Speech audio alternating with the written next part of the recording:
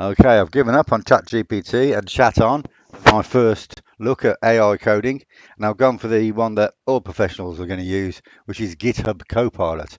There's a new version coming out soon, which is even more advanced apparently in December. However, I've just installed it. Let's try something. I've made myself I've got Python installed.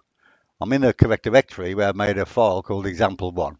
So let's ask it to do something. Control I, make a function that checks for prime number.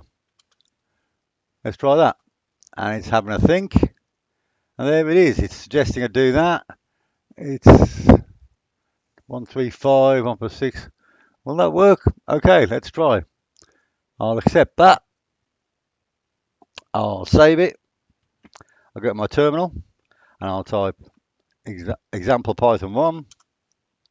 29 is a prime number. Well, well, well. Fancy that. So let's try. I'm thinking a bit more tricky. Bigger number. Save that. It's not a prime number. Well, well, well, well, well. Is that enough? That seems an awfully simple thing to check. Well, I trust GitHub. There you go. A simple example of how it just knocks out code for you so fast.